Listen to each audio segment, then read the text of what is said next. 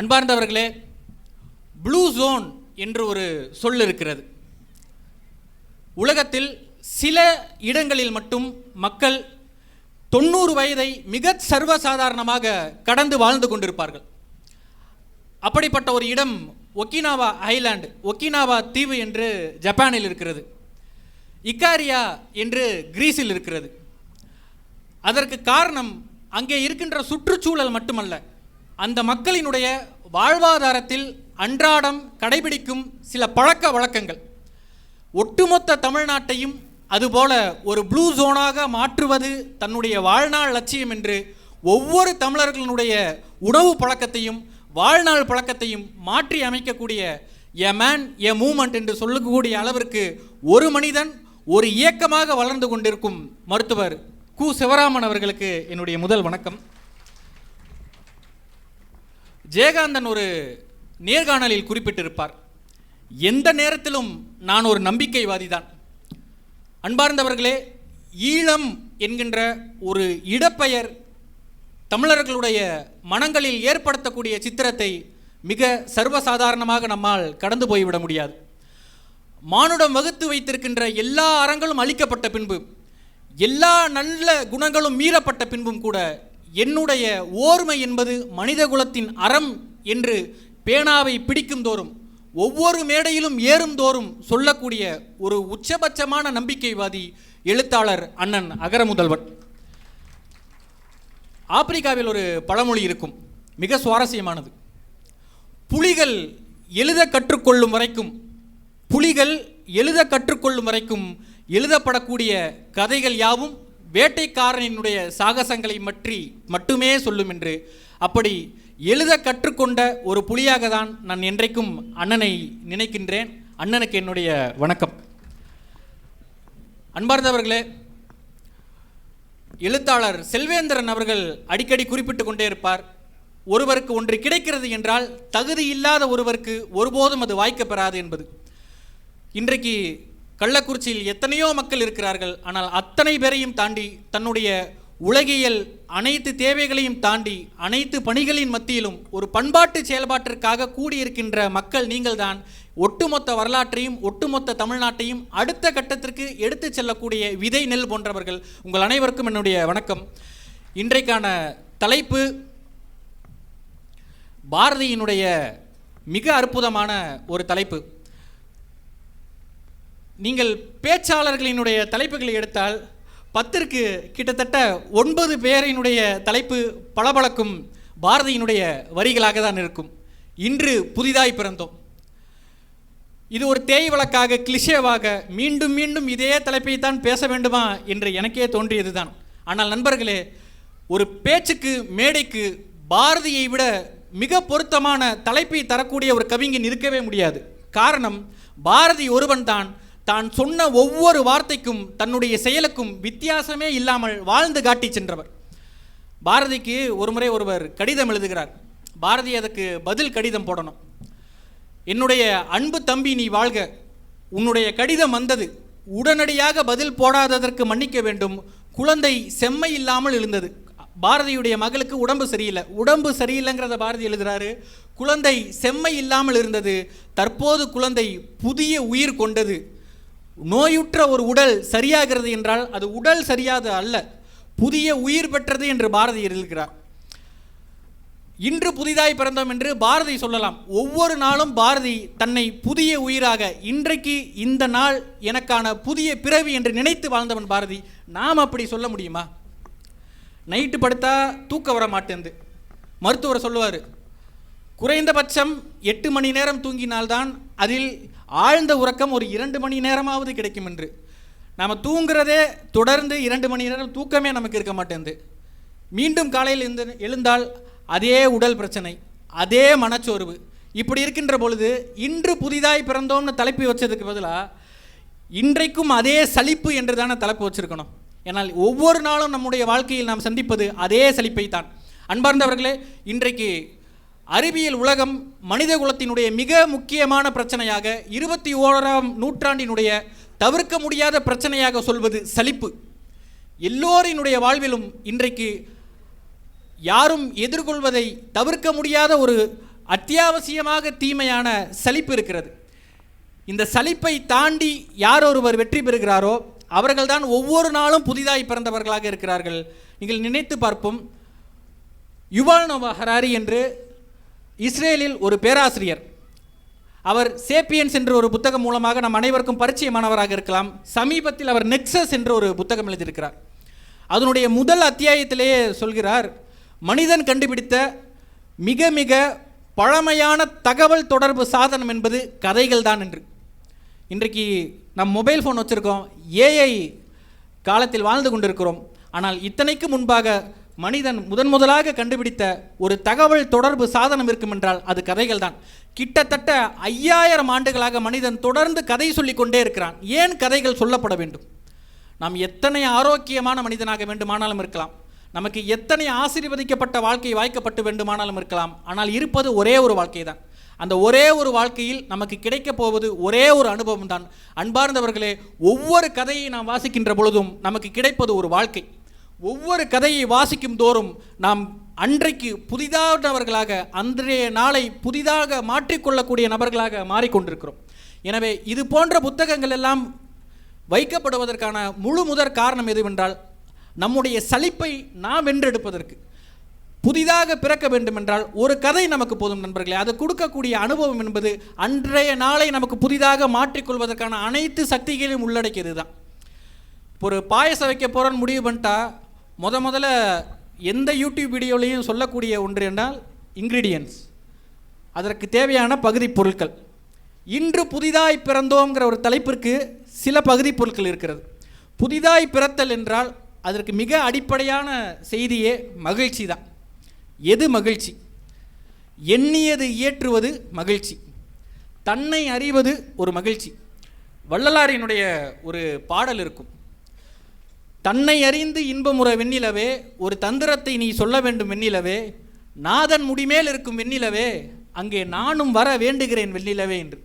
அன்பார்ந்தவர்களே, இந்த தலைப்பை நமக்கு கொடுத்த பாரதி தன்னை அறிந்தவன். எழுதுகோள் தெய்வம், இந்த எழுத்தும் தெய்வம் என்று தான் எதற்காக படைக்கப்பட்டிருக்கிறேன் என்பதை முற்றும் முதலுமாக உணர்ந்தவன் பாரதி. அதனால்தான் ஒவ்வொரு நாளும் அவன் புதிதாக பிறந்து கொண்டே இருந்தான். அவனுடைய வாழ்க்கையில் சோர்வு என்பது ஒருபோதும் அவனை அணுகாததாக தான் இருந்தது. இன்றைக்கு ஒட்டுமொத்த உலகமும் ஒன் ஹெல்த் அப்ரோச் என்ற ஒன்றை சொல்கிறது. மருத்துவரினுடைய தலைப்பு மிக அற்புதமானது, ஒற்றை நலன். இன்றைக்கு மனித குலம் நன்றாக வாழ வேண்டும் என்றால் அதற்கு 3 காரணிகளை சொல்கிறார்கள். ஒன்று, விலங்குகள் நன்றாக இருக்க வேண்டும். இரண்டாவது, நம்மை சுற்றி இருக்கின்ற சுற்றுச்சூழல் நன்றாக இருக்க வேண்டும். மூன்றாவதாக தான் மனிதனுடைய நலம். இந்த 3ம் தனித்தனியானது கிடையாது. மனிதன் நலமோடு நலமாக வாழ வேண்டும் என்றால் இந்த 3ஐயும் நாம் பேணி காக்க வேண்டும் என்பதுதான் ஒற்றை நலம், ஒன் ஹெல்த் பாலிசி என்று. அதற்கு காரணம் என்னவென்றால், எப்பொழுதெல்லாம் விலங்குகளை மனிதன் சுரண்டுகிறானோ, எப்பொழுதெல்லாம் விலங்குகளை மனிதன் கொடுமை செய்கிறானோ, விலங்குகள் அச்சுறுத்தப்படுவதாக உணர்ந்தால் அதற்குள் இருந்து புதிய புதிய வைரஸ்கள் எல்லாம் வெளியில் வருகிறது. கிட்டத்தட்ட 17 லட்சம் விலங்கு வைரஸ்கள் இன்னும் வெளியே வராமல் இருக்கிறது. எப்பொழுதெல்லாம் மனிதனுக்கும் விலங்குகளுக்கும் மோதல் ஏற்படுகிறதோ அப்பொழுதெல்லாம் புதிய புதிய நோய்கள் தொற்றி ஒட்டுமொத்த உலகத்தையும் முடக்குகிறது. ஒரு உதாரணம் நாம் பார்த்தோம், கொரோனா. எல்லோருக்கும் தெரிஞ்சிருக்கும், ஜூனாட்டிக் வைரஸ் என்று. ஒரே ஒரு வைரஸினால் ஒட்டுமொத்த உலகமும் எப்படி முடங்கி போனது என்று. இதற்கு தொல்குடிகள் மிக அற்புதமான ஒரு முன்னெச்சரிக்கையை வைத்திருக்கிறார்கள்.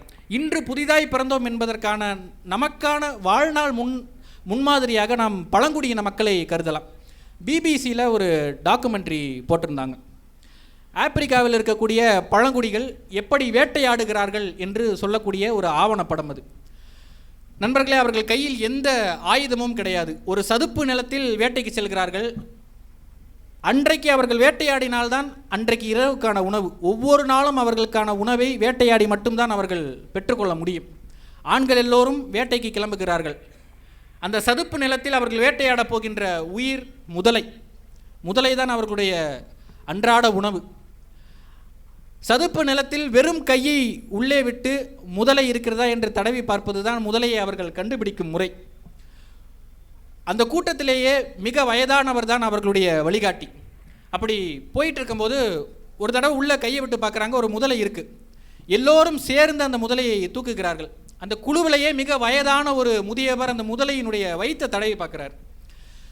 தடவி பார்த்துட்டு, இல்லை இந்த முதலையை விட்டுடலாம், நம்ம உண்ணக்கூடாது, ஒருபோதும் நாம் இந்த முதலையின் மீது கை வைக்கக்கூடாதுங்கிறாங்க. அதற்கு காரணம் அந்த முதலை சூழ் கொண்டிருந்தது, அந்த முதலையின் வயிற்றில் முட்டை இருந்தது. இன்றைக்கு நம்முடைய பசியை விட அந்த முதலையினுடைய அடுத்த தலைமுறை முக்கியமானது என்பது அந்த தொல்குடிகளுக்கு தெரிந்திருந்தது. அப்படிப்பட்டவர்களுடைய வாழ்க்கை தான் கூட்டு நலம். ஒருபோதும் அவர்கள் இந்த இயற்கையை சுரண்டுபவர்களாக இருந்ததே கிடையாது. சரி, இன்னைக்கு அப்போ நம்முடைய பசி இருக்குமே, இன்னைக்கு இந்த முதலையை விட்டுட்டா ஒட்டுமொத்த கிராமமும் பசியால் வாடுமே, அதுக்கு என்ன செய்வதுங்கிற போது அந்த முதியவர் சொல்கிறாரு, இன்றைக்கு சூரியன் புதிதாய் உதித்திருக்கிறது, இன்றைக்கு நாம் ஒவ்வொருவரும் கண் விழித்திருக்கிறோம் என்றால் இந்த இயற்கை நமக்கான உணவை நிச்சயம் வைத்திருக்கும். இந்த இயற்கை நம்மை ஒரு நாளும் பட்டினி போடாது. நம்முடைய பிறப்பிற்கு, நம்முடைய விழிப்பிற்கு ஒரு காரணம் கண்டிப்பாக இருக்கும் என்று அவர்கள் தேடி போகிறாங்க. அதே மாதிரியே அடுத்த நொடியே ஒரு புதிய முதலை கிடைக்கிறது. அனைவரும் பசியாக இருக்கிறார்கள். கிட்டத்தட்ட நம்ம தமிழ்நாட்டுக்கு வருவோம் ஒரு 1000 ஆண்டுகளுக்கு முன்பு. இது அப்படியே இருக்கட்டும். தமிழ்நாட்டினுடைய தேசிய காப்பியம் எது என்றால் நம் அனைவருக்கும் தெரியும். முதல் தேசிய காப்பியம் எதுனா சிலப்பதிகாரம் நம்ம சொல்லிடுவோம். சேர, சோழ, பாண்டியன் என்று 3 பெரும் நாடுகள் இருந்தாலும் அனைத்தையுமே தொட்டுக்காட்டி எழுதிய முதல் தேசிய காப்பியமாக இருப்பது சிலப்பதிகாரம். அதற்கு கிட்டத்தட்ட 1000 ஆண்டுகளுக்கு பின்பு 2வது தேசிய காப்பியம் ஒன்று எழுதப்பட்டது. அன்பார்ந்தவர்களே, அதன் பெயர் பெரிய புராணம். பெரிய புராணம் என்பது கிட்டத்தட்ட ஒரு ஆந்தாலஜி மாதிரி. அது வெறும் கடவுளை பற்றி மட்டும் சொன்ன ஒரு காப்பியம் கிடையாது. அதில் குயவர்கள் இருக்கிறார்கள், அரசர்கள் இருக்கிறார்கள், வேடர் இருக்கிறார், வேற்று சமயத்தை சேர்ந்த பௌத்தர் ஒருவர் இருக்கிறார். ஒரு சமுதாயத்தில் இருக்கின்ற அனைத்து தொழில் செய்யக்கூடிய மக்களையும் சேர்த்து வைத்து எழுதப்பட்ட ஒரு சைவ காப்பியம் பெரிய புராணம். அண்ணன் நகர முதல்வன் கூட சைவத்தை மிக ஆழமாக தன்னுடைய நெஞ்சில் ஏற்றி பின்பற்றக்கூடிய ஒரு நபர். பெரிய புராணத்தில் நம் அனைவருக்கும் கண்ணப்பனுடைய வரலாறு தெரிந்திருக்கும். சிவபெருமானுக்கு கண்ணிலிருந்து இரத்தம் ஒழியுது. அவர் ஒரு வேடர். தன்னுடைய காலை எடுத்து சிவபெருமானினுடைய கண்ணிருக்கும் இடத்தில் வைத்து தன்னுடைய கண்களை அம்பாள் பெயர்த்து எடுத்து பொருத்தியவர். திண்ணப்பனார் கண்ணை கொடுத்தனால் கண்ணப்ப நாயனாராக உயர்ந்தார். சரி, அது இருக்கட்டும். அதில் மிக முக்கியமான ஒரு விஷயம், வேடர்கள் எப்படி வேட்டையாடுகிறார்கள் என்று பெரிய புராணத்தில் இருக்கிறது. அடி தளர் உரு கரு உடையன அணை உரு பிணையலையார் கொடியவன வெதிர் முடிகையும் உரு கடி உரு சிலை மறுவோர் என்று அந்த பாடல் சொல்கிறது. என்ன பொருள்? அன்பார்ந்தவர்களே, வேடர்கள் வேட்டைக்கு செல்கிறார்கள் என்றால், ஒரு மிக கொடூரமான விலங்கு வருகிறது என்றால் ஒரு அடி கூட பின்வைக்காமல் அதை எதிர்கொள்வார்கள். அப்படிப்பட்டவர்கள் வேடர்கள். ஆனால் கருவுற்று அடி தளர்ந்த நடையோடு ஒரு மான் எதிரில் வந்தால் அதன் மீது ஒரு சிறிய கீறல் கூட விடாமல் அவர்கள் அதை அப்படியே அனுப்பி வைப்பார்கள் என்று நீங்கள் நினச்சி பாருங்கள். கிட்டத்தட்ட ஆப்பிரிக்காவுக்கும் தமிழ்நாட்டுக்கும் என்ன தொடர்பு இருக்கும்? 2க்கும் 1000 ஆண்டுகள் முன்னாடி. ஆனால் அவர்கள் இன்றைக்கு எதை செய்கிறார்களோ அதை அப்படியே கடைபிடித்தவர்களாக தமிழ்நாட்டினுடைய வேடர்கள் இருந்திருக்கிறார்கள் என்றால், அந்த கூட்டு வாழ்க்கை, ஒரு விலங்கிற்கும் மனிதனுக்கும் இருக்கின்ற, விலங்குக்கும் சூழலுக்கும் இருக்கின்ற அந்த கூட்டு வாழ்க்கையை வாழக்கூடிய ஒவ்வொரு மனிதனும் இன்றைக்கு புதிதாக பிறந்தவனாக தான் இருக்கிறான். 2வது நம்பிக்கை. ஜெயகாந்தன் சொல்லுவார், கடவுள் இருக்கிறாரா இல்லையா? அந்த கேள்விக்கு ஜெயகாந்தனுடைய பதில், இருக்கிறதோ இல்லையோ இருப்பதை நம்புங்கள். நான் ஒரு எழுத்தாளர். பாரதி சொல்லிவிட்டு போனான், எழுதுகோள் தெய்வம், இந்த எழுத்தும் தெய்வம் என்று. இருப்பதை நம்புங்கள் என்றால் எதையுமே நம்பாத வாழ்க்கை எதற்கு? எதையுமே நம்பவில்லை என்றால் ஒரு நாளை நாம் செய்யக்கூடியதாக, இந்த நாளை உற்சாகமானதாக மாற்றக்கூடியதாக எந்த பொருளை நாம் வைத்திருப்போம்? அன்பார்ந்தவர்களே, ருட்கர் பிரிக்மன் என்ற ஒரு எழுத்தாளர் மனிதகுலம் ஒரு நம்பிக்கையூட்டும் வரலாறு என்று ஒரு புத்தகத்தை எழுதியிருக்கிறார். நம்ம எல்லோருக்கும் தொடர்ந்து சொல்லப்படக்கூடிய ஒரு கதை இருக்கும். மனிதர்கள் என்றால் அவர்கள் இரக்கமில்லாதவர்கள், மனிதர்கள் என்றால் அவர்கள் ஒருபோதும் அடுத்தவர்களுடைய நம்பிக்கையை, அடுத்தவர்களுடைய அன்பை சம்பாதிப்பவர்களாக இருக்கவே மாட்டார்கள். மிகப்பெரிய போர்களை செய்பவர்களாக இருப்பார்கள். முதல் உலகப் போர், 2ஆம் உலகப் போர் என்று போர்களில்தான் மனிதர்களுடைய ஒட்டுமொத்த வரலாறும் எழுதப்பட்டிருக்கிறது என்று அந்த புத்தகத்தை நிச்சயமாக நாம் ஒவ்வொருவரும் படிக்க வேண்டும். மனிதகுலம் ஒரு நம்பிக்கையூட்டும் வரலாறு என்பது அந்த புத்தகத்தில் சொல்கிறார்கள். என்றைக்குமே மனிதகுலம் உருவாக தொடங்கிய காலம் தொட்டு மனிதர்கள் நம்பிக்கைவாதிகளாக தான் இருந்திருக்கிறார்கள். மனிதர்கள் அன்பால் கட்டமைக்கப்பட்டவர்களாக தான் இருக்கிறார்கள். எந்த மோசமான சூழலிலும் மனிதன் அடுத்தவர்களினுடைய நம்பிக்கையை பேணுபவர்களாக மட்டும்தான் இருக்கிறார்கள். எக்கச்சக்கமான உதாரணங்கள் அந்த புத்தகத்தில் இருக்கிறது. நான் சிலவற்றை மட்டும் சுட்டி காட்டுகிறேன். முதலாவது உலகப் போர் நடக்கிறது. டிசம்பர் 24ஆம் தேதி நள்ளிரவு. அந்த நள்ளிரவு 12 மணி ஆச்சுன்னா டிசம்பர் 25 எல்லோருக்கும் தெரியும் கிறிஸ்துமஸ் விழா. ஒரு பக்கம் இங்கிலாந்தினுடைய நேச நாட்டு படை வீரர்கள், இன்னொரு பக்கம் ஜெர்மன் நாட்டு படை வீரர்கள் இருக்கிறார்கள். 2 பேருக்கும் சண்டை நடந்துகிட்டே இருக்கு. அந்த இரவில் சண்டையை நிறுத்தி வைக்கிறாங்க. இரவு 12 மணி ஆகுது. இங்கிலாந்தினுடைய படை வீரர்கள் எங்கிருந்தோ ஒரு கிறிஸ்துமஸ் மரத்தை எடுத்து நட்டு வைத்து இரவு 12 மணிக்கு கிறிஸ்து பிறப்பு விழா, தேவ மைந்தனுடைய பிறப்பு விழாவிற்காக பாடல்கள் பாடுகிறார்கள். அந்த போர்க்களத்தில் எதுக்க இருக்கிற ஜெர்மன் நாட்டு வீரர்களுக்கு இது கேட்குது. அவங்களும் அவர்களுடைய தாய்மொழியில் எங்கிருந்தோ ஒரு கிறிஸ்துமஸ் மரத்தை நட்டு வைத்து கிறிஸ்து பிறப்பு விழாவிற்காக பாட்டு பாடுறாங்க. 2 பேரும் பாட்டு பாடிட்டே இருக்கும்போது எதிரி நாட்டு படையிலிருந்து வந்து ஒருத்தர் கேட்குறாரு, உங்களுக்கு சிகரெட் வேணுமா அப்படின்னு. 2 பேருமே கொஞ்ச நேரத்தில் நட்பாக மாறுறாங்க. அவர்களுடைய உயர் அதிகாரிகள் இதை தடுக்கிறாங்க, போகக்கூடாது, இவர்கள் எதிரி நாட்டு படையினர். யாருமே அவங்க பேச்சை கேட்கல. 2 பேருமே கைகோர்த்து அது நாள் வரைக்கும், அதற்கு சில மணி நேரம் முன்பு வரைக்கும் துப்பாக்கிகளால் ஒருவரை ஒருவர் சுட்டு கொண்டிருந்தவர்கள் ஒரு பாடலின் மூலமாக நண்பர்களாக மாறுகிறார்கள். 2 பேருக்குமே ஒருவருடைய மொழி ஒருவருக்கு தெரியாது. ஒருவருக்கு தாய்மொழி ஜெர்மன், இன்னொருக்கு தாய்மொழி ஆங்கிலம். 2 பேருமே சேர்ந்து ஒரே ராகத்தில் வரக்கூடிய அவரவர் மொழிக்கான கிறிஸ்துமஸ் பாடலை இணைந்து பாடுகிறார்கள். மனிதர்கள் எப்போதுமே அன்பின் நிமித்தமாக கைகூடியவர்கள் என்று சொல்கிறார். 2வது, அமெரிக்காவில் உள்நாட்டு போர் நடக்குது. போர் முடிஞ்சிருச்சு. அந்த உள்நாட்டு போர் எப்படி நடைபெற்றதுன்னு ஆய்வு செய்வதற்காக ஒரு ஆய்வு குழுவை நியமிக்கிறார்கள். அந்த ஆய்வுக்குழு என்ன பண்ணுதுன்னா, அங்கே இருக்கிற எல்லா ஆயிரக்கணக்கான படை வீரர்கள் கையில் இருந்த துப்பாக்கி இருக்குல்ல, அந்த துப்பாக்கியை வாங்கி ஆய்வு செய்கிறார்கள். அன்பார்ந்தவர்களே, அதில் மிக வியக்கத்தக்க ஒரு செய்தியை கண்டுபிடிக்கிறார்கள். பல்லாயிரக்கணக்கான துப்பாக்கிகளில் ஒரு தோட்டா கூட சுடப்படாமல் இருந்தது. எதிரி நாட்டுப்படை சுட்டு என்னை கொன்றாலும் பரவாயில்லை, என்னுடைய துப்பாக்கியால் ஒருவனும் சாகக்கூடாது என்று ஆயிரக்கணக்கான படை வீரர்கள் போரில், சாதாரணமாக இல்லை, போரில் நினைத்திருக்கிறார்கள். ஒருபோதும் மனித குலம் என்பது நம்பிக்கையை மட்டுமே தன்னுடைய கருவாக கொண்டு வளர்ந்தது என்பதை ருட்கர் பிரிக்மன் சொல்கிறார். 3வது, சின்ன சின்ன விஷயங்களில் சந்தோஷப்படுதல். ஏன் நாம் கவிதைகளை படிக்க வேண்டுமென்றால், வாழ்க்கையில் இருக்கிற சின்ன சின்ன விஷயங்களை அழகாக மாற்றுவது கவிதைகள் தான். முகுந்த் நாகராஜன்னு ஒரு கவிதை அவர் எழுதியது. ஒரு அம்மாவும் குழந்தையும் வந்து பேருந்தில் பயணம் செய்கிறார்கள். அந்த குழந்தை அம்மாவிடம் சொல்வது போன்ற ஒரு கவிதை. இப்போதுதான் கிடைத்தது ஜன்னலோர சீட், இப்போதுதான் கிடைத்தது ஜன்னலோர சீட், உடனடியாக இறங்க வேண்டும் என்று சொல்கிறாள் அம்மா. வீடு இங்கே தான் இருக்கிறதா, இதெல்லாம் ஒரு காரணமா? இந்த குழந்தை சொல்வது இதெல்லாம் ஒரு காரணமானு. அன்பார்ந்தவர்களே, வீடு இங்கே இருக்குங்கிறதுக்காக ஜன்னலோர சீட்டை விட்டுவிட முடியுமான்னு ஒரு குழந்தை நினைப்பது எத்தனை பெரிய ஆனந்தம்னு நம்ம வாழ்க்கையில் நினைச்சிட்டோம்னா, ஒவ்வொரு நாளும் புதிதாக பிறப்பவர்கள் தான். வண்ணதாசன் எல்லோருக்கும் தெரியும், கல்யாண்ஜிங்கிற பெயரில் கவிதை எழுதியிருப்பார். ஆற்றில் நீந்துகின்ற எல்லோருக்கும் பிடித்திருக்கிறது, ஆற்றில் நீந்துகின்ற எல்லோருக்கும் பிடித்திருக்கிறது அழகாக மிதந்து வரும் அந்த பூவை. அந்த பூ தனக்குத்தான் என்று ஒவ்வொருவரும் அதை பிடிக்க செல்கிறார்கள். ஆனால் அந்த பூவோ நகர்ந்து செல்கிறது நீந்த தெரியாமல் ஆற்றை பார்த்து அமர்ந்திருக்கும் ஒரு சிறு பெண்ணை நோக்கி. ஒரு பூவினுடைய அந்த கவிதையினுடைய பெயர் வந்து நகர்வு. நாம் எல்லோரும் நகர்ந்து செல்கின்ற ஒரு விஷயமாக இருக்கலாம், ஒரு பூவாக இருக்கலாம், எந்த வாழ்வியல் இன்பமாக வேண்டுமானாலும் இருக்கலாம். அது தன்னிச்சையாக யாதுமே அறியாத ஒரு சிறுமியை நோக்கி நகர்ந்து செல்கிறது என்றால், இது கொடுக்கக்கூடிய சித்திரம் இருக்குல்ல, ஒரு வாழ்க்கைனா என்னங்கிறதை ரொம்ப எளிமையாக சொல்லக்கூடிய ஒரு விதம் இருக்குல்ல, இதுதான் கவிதைகள் நமக்கு கொடுப்பது. பீகாரில் தசரத் மான்சிங்கிற ஒரு கிராமத்தானுக்கு 2016 இந்திய அரசாங்கம் தபால் தலை வெளியிடுறாங்க. அவருக்கு எழுத படிக்க கூட தெரியாது. ஆனால் ஒரு சாதாரண மலைவாழ் பழங்குடிக்கு இந்திய அரசாங்கம் ஏன் தபால் தலை வெளியிட வேண்டும்? அன்பார்ந்தவர்களே, தசரத் மான்சி ஒரு மலையில் இருக்கின்ற ஒரு சிறு கிராமத்தில் இருக்கிறார். அவருடைய மனைவி வந்து கருவுற்று இருக்கிறார்கள். ஒரு முறை அவர் தவறுதலாக கீழே விழுந்து அடிபட்டு விடுகிறது. தசரத் மான்சியினுடைய கிராமத்திலிருந்து மருத்துவமனைக்கு செல்ல வேண்டும் என்றால் இடையில் ஒரு மிகப்பெரிய மலை இருக்குது. அந்த மலையை தாண்டினா மட்டும்தான் அவங்க மருத்துவமனைக்கு செல்ல முடியும். அந்த மலையை சுற்றி கொண்டு செல்வதனால் அவர்களுக்கு 45 நிமிடம் தாமதமாகுது.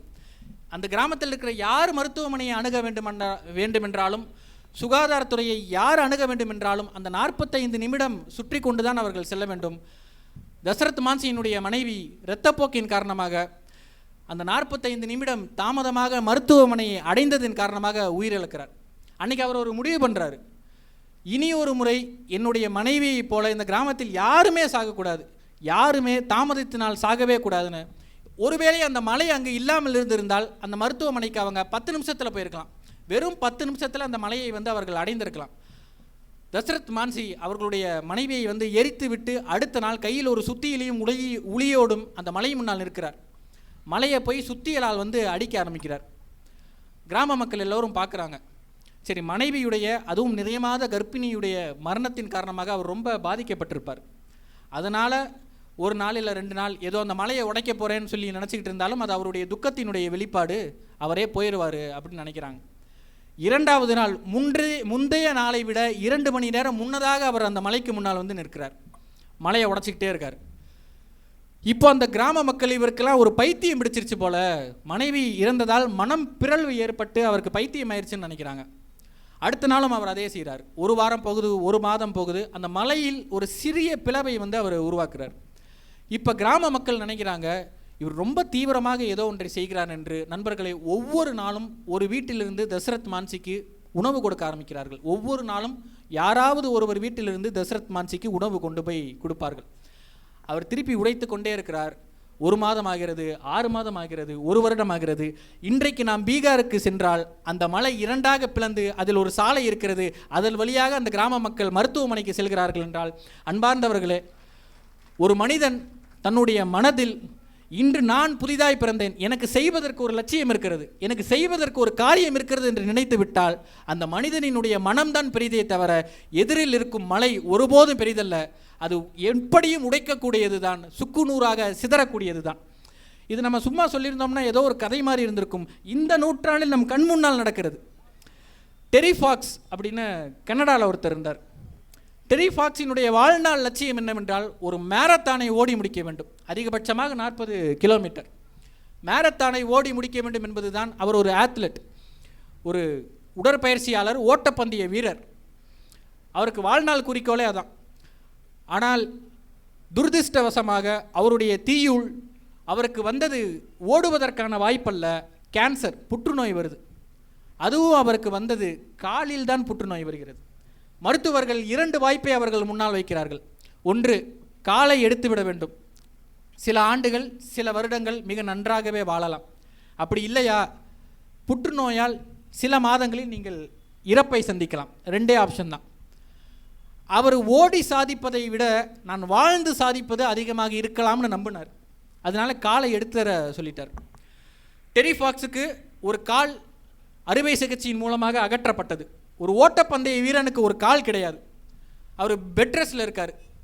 அவர் ஓய்வெடுத்து கொண்டிருக்கின்ற பொழுது தோணுது, கடவுள் நமக்கு இன்னும் ஒரு காலை கொடுத்துருக்காரு தானே, நமக்கு இப்படி ஒரு கனவு இருக்குன்னா இன்னும் அந்த காலையும் சேர்த்து கடவுள் எடுத்திருக்கிறான்ல, இன்னும் ஒரு கால் நம்மிடம் இருக்கிறது அப்படின்னு நினைக்கிறார். அதனால் வரைக்கும் ஒரே ஒரு மேரத்தானில் ஓடி அதை முடிக்க வேண்டும் என்று கனவு கண்டு கொண்டிருந்த டெரி ஃபாக்ஸுக்கு தற்போது ஒரு கனவு வருது. ஒட்டுமொத்த கனடாவையும் ஒரு முனையில் தொடங்கி மறுமுனை வரைக்கும் கனடாவை முழுவதுமாக சுற்றி கடக்க வேண்டும்னு ஒரு கால் இருக்கும்போது அவருக்கு கனவு வருது. கிட்டத்தட்ட கனடாவை முழுவதுமாக ஒரு முனையிலிருந்து மறுமுனை வரைக்கும் ஓட வேண்டும் என்றால் 5400 கிலோமீட்டர் ஏறத்தாழ அவர் ஓட்டத்தை தொடங்குகிறார். ஒவ்வொரு நாளும் 50 கிலோமீட்டர் ஒரே ஒரு காலை வைத்து ஒவ்வொரு நாளும் 50 கிலோமீட்டர் ஓடுவார். பின்பு ஓய்வெடுப்பார். 50 கிலோமீட்டர் ஓடுவார், ஓய்வெடுப்பார். இப்படி 50 கிலோமீட்டராக ஓடி 3000 கிலோமீட்டர் ஓடினார். 3000 கிலோமீட்டரில் மூர்ச்சை அடைந்து அவர் கீழே விழுந்து விடுகிறார். அதுக்கு அடுத்து அவரால் ஒரு அடி கூட வைக்க முடியல. திருப்பி மருத்துவமனைக்கு அவரை தூக்கி செல்லப்படுகிறார். டாக்டர்லாம் செக் பண்ணுறாங்க. கேன்சர் அவருடைய நுரையீரலுக்கு, லங் கேன்சர் நுரையீரலுக்கு பரவிடுது. நுரையீரல் புற்றுநோய்க்கு மருத்துவம் கிடையாது, இறப்பு ஒரே வழி. டெரி ஃபாக்ஸ் இறந்துடுறார். அன்பார்ந்தவர்களே, ஒரு மிகப்பெரிய லட்சியம் 5400 கிலோமீட்டர் ஓட வேண்டும்னா அதில் கிட்டத்தட்ட பாதி 3000 கிலோமீட்டர் 3339 மிகச்சரியாக சொல்ல வேண்டும் என்றால் பாதியை மட்டுமே ஓடிவிட்டு தன்னுடைய லட்சியத்தில் தோற்றதாக நினைக்கலாம். ஆனால் அவர் விட்ட தூரத்திலிருந்து ஒட்டுமொத்த கனடாவும் ஓடுது. Terry Fox run, Terry Fox marathon அவருடைய பெயரை வைத்து ஒட்டுமொத்த கனடாவும் அவருடைய லட்சியத்தை சுமந்து கொண்டு ஓடுது. நீங்கள் நினச்சி பாருங்கள், ஒரு காலை வைத்துக்கொண்டு அவருடைய மிகப்பெரிய லட்சியம், அவர் எத்தனை பெரிய லட்சியத்தை ஒவ்வொரு நாளும் புதிதாக பிறந்து 50 கிலோமீட்டர் ஓடுறதா இன்றைக்கு என்னுடைய குறிக்கோள் என்று ஒவ்வொரு நாளும் அவருடைய நாள் புதிது, ஒவ்வொரு நாளும் அவருடைய பிறப்பு புதிது. ஓடி ஓடி ஓடி இன்னைக்கு அது எதுவாக மாறி இருக்கிறது என்றால், உலகம் முழுவதையும், ஒட்டுமொத்த உலகம் முழுமையும் எங்கெல்லாம் புற்றுநோய்க்காக நிதி திரட்டுகிறார்களோ அந்த புற்றுநோயினுடைய மேரத்தான் ஓட்டத்திற்கு பெயர் டெரிஃபாக்ஸ் மேரத்தான். இன்றைக்கு சென்னையில் கூட டெரிஃபாக்ஸினுடைய பெயரில் மேரத்தான் நடந்து கொண்டிருக்கிறது. அவருடைய கனவை அவர் ஒரு நாளும் நிறைவேற்றவில்லை. ஆனால் திருக்குறளில் ஒரு அதி அற்புதமான ஒரு திருக்குறள் இருக்கும். காண முயலெய்த அம்பினில் யானை பிழைத்த வேலேந்தல் இனிது. ஒருத்தர் வேட்டைக்கு போய் 100 முயலடி, அதெல்லாம் பெருமையே கிடையாது. ஆனால் ஒரு யானையை நான் வேட்டையாட போகிறேன்னு சொல்லி நீ தோற்று போனால் கூட நீ தான் பெரிய ஆளுங்கிற மாதிரி டெரிஃபாக்ஸினுடைய லட்சியம் ஒற்றை காலை வைத்துக்கொண்டு எத்தனை பெரிய கனவை கண்டிருந்தால், ஒவ்வொரு நாளும் அவருக்குள் எத்தனை அற்புதமான ஒரு உணர்வு இருந்தால் அவர் அதை செய்திருப்பார். அன்பார்ந்தவர்களே, இன்று புதிதாய் பிறந்தோம் என்றால் நம்முடைய மனம், நம்ம எல்லாருக்கும் ஒரு பழக்கம் இருக்கும். ஒரு துறையில் சாதித்த ஆளுமையிடம் முதலாக கேட்க வேண்டிய கேள்வின்னு நம்ம ஒன்று வச்சுருப்போம். டோனியை பார்த்தா நீங்கள் விளையாண்ட மேட்சிலேயே ரொம்ப பிடிச்ச மேட்ச் எது அப்படின்னு. அஸ்வினை பார்த்தா நீங்கள் பந்து வீசிய, சுழற்பந்து வீசிய ஆட்டங்களிலேயே எது உங்களுக்கு ரொம்ப பிடிச்சதுன்னு ஏஆர் ரஹ்மான்ட்ட ஒருத்தர் கேட்குறார். ஏஆர் ரஹ்மான், உங்களுக்கு நீங்கள் படம் இசையமைத்த படங்களிலேயே உங்களுக்கு ரொம்ப பிடிச்ச படம்னா எதுன்னு. அதுக்கு ரஹ்மான் சொன்ன பதில், என்னுடைய அடுத்த படம் தான் நான் இசையமைத்ததிலேயே மிக பிடித்த படம்னு. நண்பர்களே, இளையராஜாவிடம் இதே மாதிரியான ஒரு கேள்வியை கேட்கிறார். இசை ஞானி அல்லவா, அவர்கிட்ட எத்தனை இசைக்கருவிகளை அவர் இசைத்திருப்பார். இசை ஞானி அவர்களே, நீங்கள் இசைத்த இசை கருவிகளிலேயே உங்களுக்கு மிக பிடித்த கருவி எது? இதுதான் கேட்ட கேள்வி. சார், இளையராஜா சொன்ன பதில் இருக்கிற இசை ஞானினா அவர் இசை ஞானிங்கிறதுக்கான காரணம் அந்த ஒரு பதிலில் இருக்குது. நான் இசை மீட்டிய கருவிகளிலேயே எனக்கு பிடித்த கருவி என்னுடைய மனம்னு அவர் சொன்னார். காரணம், எந்த இசை கருவியாக இருந்தாலும் முதலாக மீட்டப்படுவது மனதில் தானே. ஒரு டியூன் பண்ணணும்னா முதல்ல அவர் எதில் நினைக்கிறாரு? போய் தபலையில் வச்சதில்லை, மனசில் முதல்ல இசை வரணும். எந்த ஒரு செயலாக இருந்தாலும் மைண்ட் செட். ரொம்ப எனக்கு பிடித்தமான ஒரு கோட் இருக்கும். The very big asset in the world is our mindset. இந்த உலகத்தில் நமக்கு வாய்க்கக்கூடிய சொத்துக்களிலெல்லாம் மிகப்பெரிய சொத்து என்பது நம்முடைய மனநிலை தான். இன்றைக்கி மருத்துவர் இருக்கிறார். உடல் சார் நோய்களை விட 21ஆம் நூற்றாண்டில் மனம் சார் நோய்களால் பாதிக்கப்பட்டவர் தான் அதிகம். அன்பார்ந்தவர்களே, நம்மில் பல பேருக்கும் இன்றைக்கி முட்டி வலி இருக்கும், முதுகு வலி இருக்கும்.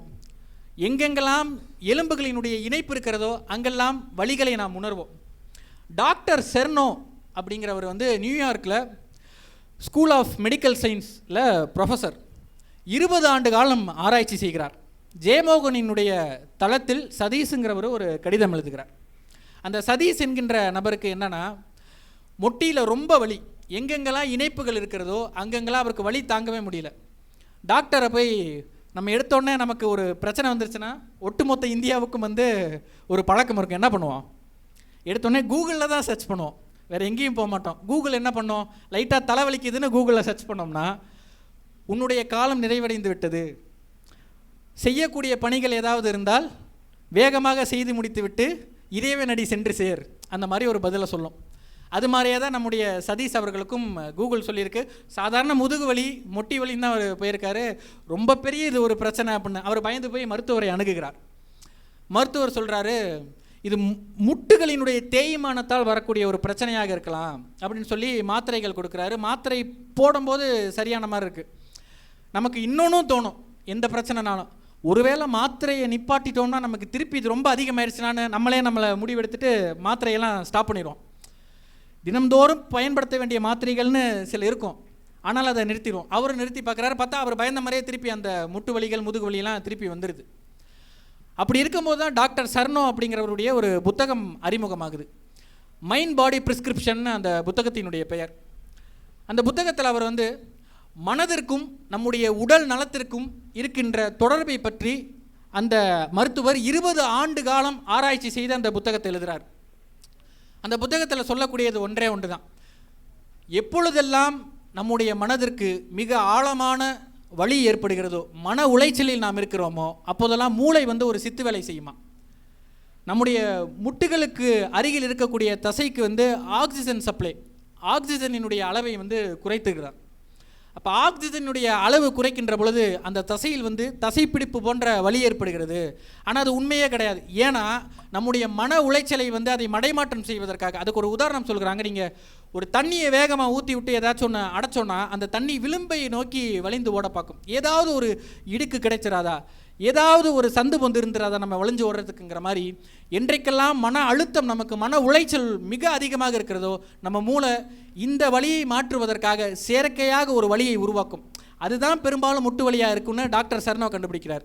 அதுக்கு ஒரு மருத்துவம் அவரே சொல்கிறாரு, இந்த வலி உண்மை கிடையாதுன்னு மனசார நீங்கள் நம்பணும். அது பேர் வந்து நாலேஜ் தெரப்பிங்கிறாரு, அறிதல் வைத்தியம்னு சொல்லலாம். இப்படி ஒரு வழி கிடையாது, இது நம்ம மூளை நமக்குள்ளாகவே செய்கின்ற சித்து வேலைன்னு நம்ம நம்பிட்டோன்னா இந்த வழி போயிடணும். சதீஷ் வந்து எழுதுகிறாரு, இதை நான் ஒரு 2 நாள் முயற்சித்து பார்த்தேன், ரொம்ப பலன் கிடைக்கிது. நான் இந்த புத்தகத்தை வந்து ஒரு நம்பிக்கையும் இல்லாமல் தான் வாங்கினேன். மிஞ்சி போனால் ஒரு $10 எனக்கு நஷ்டமாகும், அவ்வளோதானே. எத்தனையோ மருந்து சாப்பிட்றேன், எத்தனையோ மாத்திரை, எத்தனையோ மருத்துவரிடம் போகிறேன். ஒரு புத்தகம் என்ன செய்திரும் அப்படின்னா, ஒரு புத்தகம் இது நாள் வரைக்கும் நம்முடைய வாழ்க்கையில் ஒரு பிரச்சனை இருந்தால் அதை ஒரு புத்தகம் மாற்றும். நமக்கு புதிதான பிறப்பை ஒரு புத்தகம் நமக்கு தரும். இன்று புதிதாய் பிறக்கிறோம் என்றால் அதனுடைய ஒட்டுமொத்த ஆரம்பமும் நம்முடைய உளப்பாங்கிலிருந்து, மனப்பாங்கிலிருந்து தொடங்கும். நண்பர்களே, அன்பார்ந்தவர்களே, வாழ்க்கையில் எத்தனையோ சிக்கல், எல்லோருக்கும் சிக்கல் இருந்து கொண்டே தானே இருக்கும். அது எல்லாம் சமாளிப்பதற்கான ஒற்றை தீர்வு எதுவாக இருக்கும் என்றால் தைரியம்தான், மன தைரியம். பாரதி வந்து பரளிசு நெல்லையப்பர்னு அவருடைய தம்பிக்கு ஒரு கடிதம் எழுதுகிறார். பரளிசு நெல்லையப்பர் பாரதியை விட 7 ஆண்டுகள் வயது இளையவர். நின்ற இடத்திலேயே கீழே விழுந்து விடுவோம் என்று இடுப்பில் கயிறை கட்டி கொண்டிருப்பவர்களை பார்த்தால், தம்பி நீ குடல் குலுங்க சிலி அப்படின்னு பாரதி சொல்கிறார். நம்மளாம் வயிறு குறுங்க சிரின்னு தானே சொல்லுவோம். ஆனால் பாரதி நின்ற இடத்திலேயே கீழே விழுந்து விடுவோம் என்று பயந்து இடுப்பில் கயிறு கட்டி கொண்டு வாழ்பவர்களை பார்த்தால் குடல் குலுங்க சிரிங்கிறார். உச்சி மீது வானிடிந்து வீழுகின்ற போதிலும் அச்சமில்லைன்னு பாடினவன்ல பாரதி. அப்படிப்பட்டவன் எழுதியது தானே இன்று புதிதாய் பிறப்போம்னு. பாரதி 2 மகள்களை பெற்றவன். இன்றைக்கு எத்தனையோ பெற்றோர்கள் இருக்கும். இன்று புதிதாய் பிறத்தல் என்பது ஒவ்வொருவருக்கும் குழந்தை வளர்ப்புங்கிறது வந்து மிக முக்கியமான ஒரு விஷயமா இருக்குது. ஒரு பெண் குழந்தையை எப்படி வளர்க்க வேண்டும் என்பதை பாரதியிடமிருந்து தான் கற்றுக்கொள்ளணும். சமீபத்தில் படித்த மிக அற்புதமான ஒரு புத்தகம் நண்பர்களே. என் தந்தை பாரதின்னு, பாரதிக்கு 2 மகள்கள். அவர்களுடைய 2வது மகள், இளைய மகள் சகுந்தலா பாரதி, என் தந்தை பாரதின்னு தன்னுடைய அப்பா பாரதி தன்னை எப்படியெல்லாம் வளர்த்தார் என்பதை பற்றி ஒரு புத்தகம் எழுதியிருக்கிறார். அவசியம் வாசிக்க வேண்டும். அதில் பாரதி இன்று புதிதாய் பிறந்தோம் என்று நமக்கெல்லாம் சொல்லக்கூடிய பாரதி அச்சமற்று இருப்பது எப்படின்னு சொல்கிறார். நமக்கெல்லாம் தெரியும் ஓடி விளையாடு பாப்பா, நம்ம எல்லோருக்கும் தெரியும். இன்றைக்கி ஓடி விளையாடு பாப்பா, ஓய்ந்திருக்கலாகாது பாப்பா கூட சொல்ல மாட்டோம். ஆனால் பாரதி பாடலில் வந்த அந்த பாப்பா யாருன்னா, பாரதியினுடைய சொந்த மகள் சகுந்தலா பாரதி, 2வது இளைய மகள். தன்னுடைய சொந்த மகளுக்காக பாரதி பாடுறார். ஒரு அற்புதமான ஒரு இன்சிடெண்ட், அது ஒரு நிகழ்வு. ஒரு நாள் பாரதியினுடைய இளைய மகள் சகுந்தலா பாரதியும் அவர்களுடைய மனைவி செல்லம்மாள் பாரதியும் 3 பேர் வீட்டில் இருக்காங்க. குழந்தை வந்து அம்மா பேச்சை கேட்கல. எல்லா அம்மாக்களும் செய்யக்கூடிய ஒன்று, குழந்தை சேட்டை பண்ணுச்சுன்னா அப்பாட்ட சொல்லி கொடுத்துருவேன், நீங்கள் என்ன கேட்க மாட்டீங்களா, என்ன சேட்டை பண்ணுறா பாருங்கன்னு. செல்லம்மாள் பாரதி, பாரதியாருடைய மனைவி வந்து பாரதிகிட்ட சொல்கிறாங்க, அங்கே பாருங்கள் பாப்பா எத்தனை சேட்டை பண்ணுறாரு, நீங்கள் கண்டித்து வளர்க்க மாட்டீங்களான்னு. பாரதி சொல்கிறாரு, குழந்தாய் அம்மாவினுடைய பேச்சை தட்டாதே அப்படிங்கிறார். உடனே சகுந்தலா பாரதி பாரதியை பார்த்து கேட்குறாங்க, அப்பா அப்போ நான் என்னென்னலாம் செய்யணும் நீயே சொல்லு, நான் செய்கிறேன் அப்படின்னு. சரி வா 2 பேரும் மொட்டை மாடிக்கு போவோம். 2 பேரும் மொட்டை மாடிக்கு கிளம்பி போகிறாங்க. பாரதி சொல்ல சொல்ல பாரதியினுடைய மகள் எழுதிய பாடல் தான் ஓடி விளையாடு பாப்பா. தன்னுடைய சொந்த மகளுக்கு பாரதி சொல்கிறான், பாதகம் செய்வோரை கண்டால் நீ பயம் கொள்ளலாகாது பாப்பா, மோதி மிதித்து விடு பாப்பா, அவர் முகத்தில் உமிழ்ந்து விடு பாப்பான்னு ரோட்டில் போகிற யாருக்கோ சொல்லலை. சொந்த மகளுக்கு தைரியத்தை சொல்லி வளர்த்தவன் பாரதி. அவன் சொல்லி அவர் இன்று புதிதாய் பிறந்தோம்னு. இப்போ மனதில் தைரியம் என்று எது வந்தாலும் பார்த்துக்கலாங்கிறது எப்போ வரும்? ஒன்று, மனதில் நேர்மை இருக்கணும். அப்படி இல்லை என்றால் அற உணர்ச்சி என்பது இருக்கணும். அன்பார்ந்தவர்களே, அல்பேனியா என்ற ஒரு நாடை நாம் கேள்விப்பட்டிருக்கலாம். அல்பேனியா 2வது உலகப்போர் கிட்டத்தட்ட முடிவுக்கு வருகின்ற ஒரு சூழல். 1945 ஹிட்லர் கிட்டத்தட்ட 60 லட்சம் யூதர்களை வந்து இனப்படுகொலை செய்து கொண்டிருக்கிறார். அல்பேனியா நாட்டில் 3000 யூதர்களுக்கு சாதாரண அல்பேனிய மக்கள் அடைக்கலம் கொடுத்திருந்தார்கள். பிபிசியில் இருக்கின்ற ஒரு நிருபர் வந்து கேட்குறார், அடைக்கலம் கொடுத்திருந்தோம் என்றால் அதற்கான தண்டனை அடைக்கலம் கொடுத்தவரையும் சேர்த்து நாசி படையினர் கொள்வார்கள், கொன்று அழிப்பார்கள். உங்களுடைய உயிரை விட அந்த யூத மக்களை காப்பாற்ற வேண்டும், உங்களுக்கு எந்த தொடர்பும் கிடையாது, அவர்களோட அண்டை நாடு, அவ்வளவுதான்.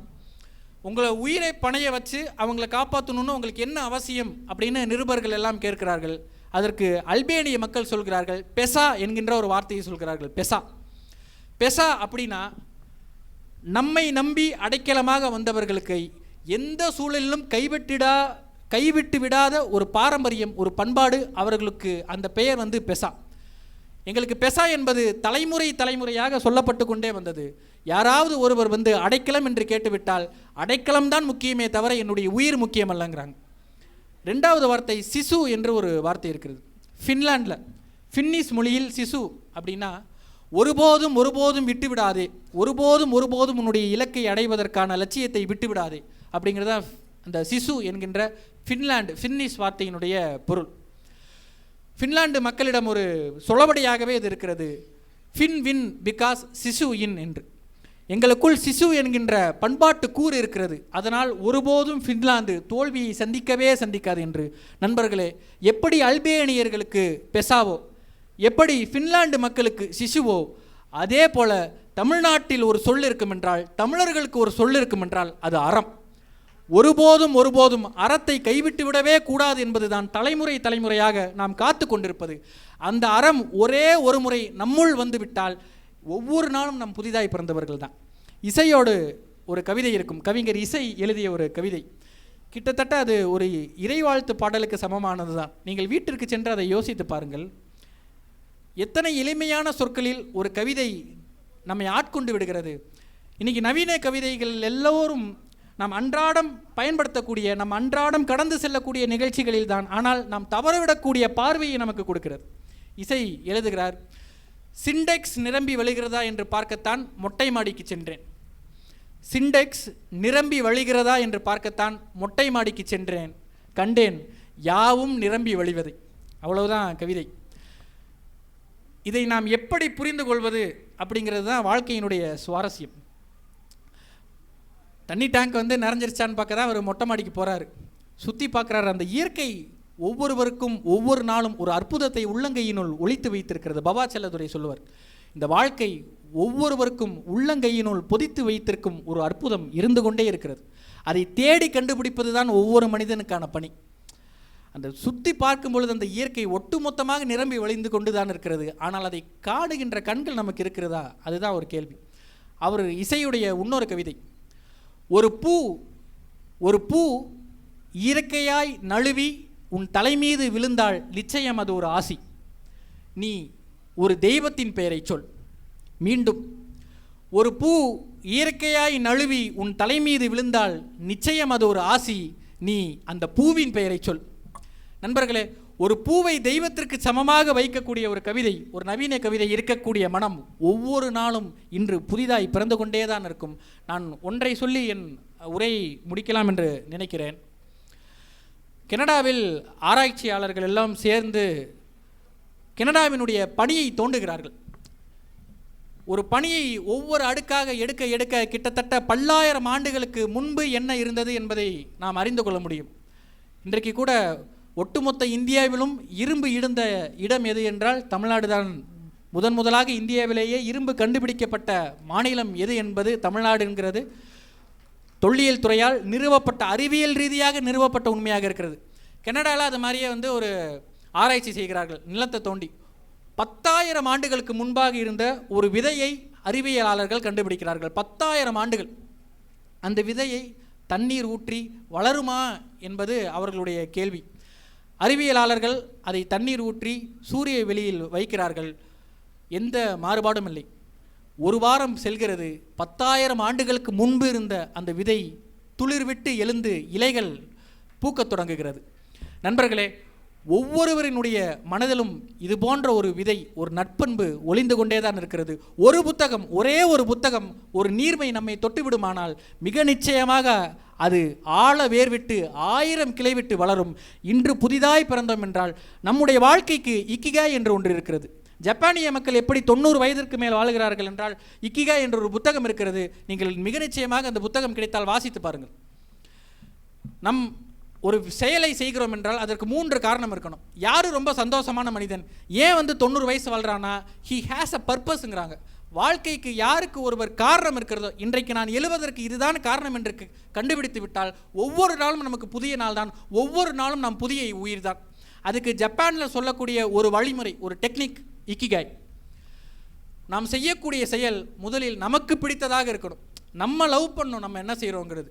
2வது, அந்த செயல் நம்முடைய குடும்பத்திற்கு பயனளிக்கக்கூடியதாக இருக்கணும். நம்முடைய குடும்பத்திற்கு எந்த தீங்கும் செய்யாமல் நம்முடைய குடும்பத்தினருக்கும் அது பிடித்ததாக இருக்கணும்.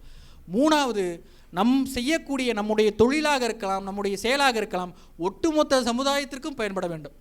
தனக்கும் தன்னுடைய குடும்பத்திற்கும் சமுதாயத்திற்கும் பயன்படக்கூடிய வேலையை எவன் ஒருவன் செய்கிறானோ அவன் ஒவ்வொரு நாளும் புதிதாக பிறக்கிறான்.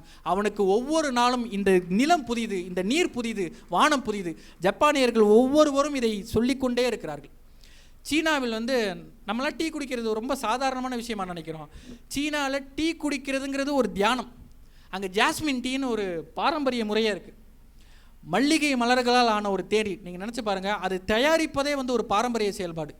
ஒவ்வொரு தலைமுறையாக, அதுக்கு மிஷின்லாம் கிடையாது. இன்றைக்கும் குடிசை தொழிலை போல் அந்த ஜாஸ்மின் டீயை தயாரிக்கிறாங்க. அது தயாரிப்பதே ரொம்ப சுவாரஸ்யமான ஒரு செயல். மல்லிகை இரவில் மொட்டை விழக்கூடிய ஒரு மலர். இரவில் தான் மல்லிகை தன்னுடைய மொட்டை அவிழ்த்து தன்னுடைய நறுமணங்களை வெளியிடும். இன்று இரவு மிகச்சரியாக நள்ளிரவில் எந்த மலர்கள் எல்லாம் மொட்டை விழுமோ அந்த மலரை மட்டும் தேர்ந்தெடுத்து பறிப்பார்கள். எல்லா காப்பி இலைகளும் எல்லா தேய் இலைகளும் அதுக்கு பொருந்தவதாக இருக்காது. ஒரு சிறு குழந்தையினுடைய கன்னத்தில் இருக்கும் மிக சின்ன மயிரை போல சின்ன சின்ன முடி மாதிரி இருக்கின்ற இலைகளை, தேய் இலைகளை மட்டுமே அதற்காக தேர்ந்தெடுப்பார்கள். ஏனென்றால் அந்த ரோமங்களில் மட்டும்தான் அந்த மல்லிகையினுடைய நறுமணத்தை பிடித்து வைக்கக்கூடிய சாதுரியம் இருக்கும். அது ரெண்டையும் ஒன்றா கலப்பாங்க, அந்த தேயிலையையும் அந்த மல்லிகை மலரையும். இவ்வளவு மெனக்கெட்டு ஒரு டீ தானே, ஒரு சுடுதண்ணியோ ஒரு பாலோ போட்டு குடித்தோம்னா, மருத்துவர் தான் சொல்லுவார், உலகத்திலேயே தேநீரில் பாலை ஊற்றி குடிக்கிற ஒரு நாட்டவர்கள் இருப்பார்கள் என்றால் அது இந்தியர்கள் தானே. யாருமே நீங்கள் எங்கே வேணால் போய் பாருங்கள், சுடுதண்ணி ஊற்றி தான் குடிப்பாங்களே தவிர தேநீரில் பாலை ஊற்றி குடிக்கிற ஒரே ஒரு நாடு இந்தியா தானே. சரி, அந்த சுடுதண்ணியை ஊற்றி அவங்க குடிக்கும் பொழுது ஏன் அதை அத்தனை மெதுவாக, அது நீங்கள் வேற ஒரு நாட்டவர் அந்த தேநீரை குடித்தோம்னா அது வெறும் ஒரு சுடுதண்ணி, உப்பு சப்பு இல்லாமல் சுவையில்லாத ஒரு தண்ணீர் தான் நினைப்போம். ஆனால் அவர்களுக்கு அது மிக அற்புதமான ஒரு புத்துணர்ச்சியை கொடுக்கக்கூடியது. அதற்கு காரணம் வேகமாக ஓடக்கூடிய இந்த வாழ்க்கையை மெதுவாக்குவதற்காக எங்களுடைய மூதாதையர்கள் கண்டுபிடித்த ஒரு தியான முறை தான் இந்த தேநீர் குடித்தல் அப்படிங்கிறாங்க. அப்போ ஒரு தேநீர் குடித்தலுக்கு நம்முடைய முழுமையை, ஒட்டுமொத்த மனதையும் ஒட்டுமொத்த சிந்தனையும் தேநீர் என்கின்ற ஒன்றை நோக்கி செயல்படுத்துகின்ற பொழுது அது ஒரு தியானமாக மாறுது. நீங்கள் எதை செய்தாலும் கிவ் யுவர் ஹோல் அப்படின்னு சொல்லுவாங்க. நம்முடைய ஒட்டுமொத்த மனதையும் ஒட்டுமொத்த ஆற்றலையும் ஒன்றுக்கு அழித்து நாம் செயல்படுகின்றோம் என்றால் அன்றைய நாள் நாம் புதிதாக பிறந்தவர்கள் தான். நமக்கு எந்த விதமான தீங்கு நேர்ந்தாலும், எந்த விதமான இடையூறு இருந்தாலும் அதை உடைத்து எறியக்கூடிய தன்மை நமக்குள்ளேயே புதைந்திருக்கிறதுங்கிறார்கள். நண்பர்களே, இந்த புத்தக கண்காட்சிகள் எல்லாமே ஒரு பண்பாட்டு செயல்பாடு. எத்தனையோ மக்கள் இருக்கிறார்கள், ஆனால் நம்முடைய தலைமுறையை அடுத்த ஒரு அடி முன்னேற்றுவதற்கான பாதையை காட்டக்கூடியவர்கள் யார்ந்த மக்கள் எல்லாம் ஆசிக்கிறார்களோ அவர்கள் மட்டும்தான். புத்தகம் நம் கைகளில் ஏந்துகின்ற ஒவ்வொரு நாளும் நாம் புதிதாய் பிறந்தவர்கள் தான். இந்த நாள் ஆசீர்வதிக்கப்பட்டது. நல்லெண்ண நிறையட்டும், நலமே சூழட்டும். நன்றி. இந்த தகவல் உங்களுக்கு பிடிச்சிருந்தா லைக் பண்ணுங்க, உங்க ஃப்ரெண்ட்ஸுக்கு ஷேர் பண்ணுங்க, மறக்காம எங்க சேனலுக்கு சப்ஸ்கிரைப் பண்ணுங்க.